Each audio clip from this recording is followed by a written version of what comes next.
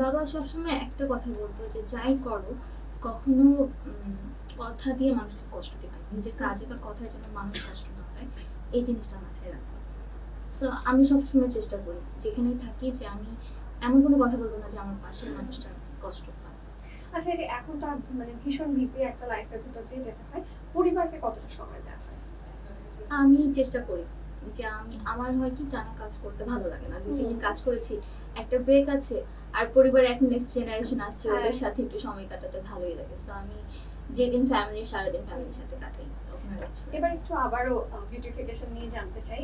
এই যে হেভি মেকআপটা করা হয়, মেকআপ করতে আসলে যতটা সময় লাগে তুলতে গেলেও তো অনেকটাই এফোর্ট দিতে হয়। মেকআপ রিমুভ করতে কি কি স্টেপ ফলো করেন? আচ্ছা, আমি আগে অলিভ অয়েলটা সবসময় ইউজ করতাম, এখন হচ্ছে মাইসেলার দিয়ে, তারপর হচ্ছে চোখটা একটু এক্সট্রা বাম ইউজ করে, এন্ড দেন হচ্ছে ফেস ওয়াশ দিয়ে ক্লিয়ার করে, তারপর হচ্ছে আমি আমার কেয়ার স্কিন কেয়ার। আচ্ছা, তো দেখা যায় যে আমাদের আন্ডার আইটা কিন্তু অনেকটা ডার্ক হয়ে থাকে, এই ডার্কনেসটাকে রিমুভ করতে কি আলাদা করে কিছু অ্যাপ্লাই করা হয়? আই ক্রিম দেওয়া হয়, আর এছাড়া বাসায় থাকলে একটু আলু বা শসার পেস্ট করে, হ্যাঁ, পেস্ট করে দেওয়া যায়। তাহলে আর স্কিনটাকে হাইড্রেট রাখতে কি করে? পানি খাই আমি প্রচুর।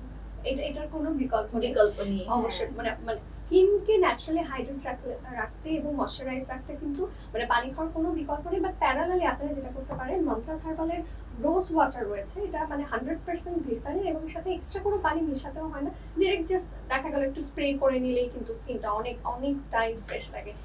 গ্লিসারিনের আরেকটা হেল্প যেটা আছে, আমার হাত আগে অনেক হচ্ছে ড্রাই ছিল এন্ড অনেক মানে ধরে আরাম লাগতো না, ময়শ্চারাইজিং ছিল না। সো আমাকে সাজেস্ট করলো ডক্টর যে গ্লিসারিন ইউজ করতে, বাট আমার হয়তো কি যে স্টিকি ভালো লাগে না, এই জিনিসটার জন্য আমি বেশি করে পানি মিক্স করতাম প্রথমে, তারপর আস্তে আস্তে পানিটা কমাতাম গ্লিসারিনে, আর খুব কাজ করেছে, এখন একদম সফট হয়ে গেছে।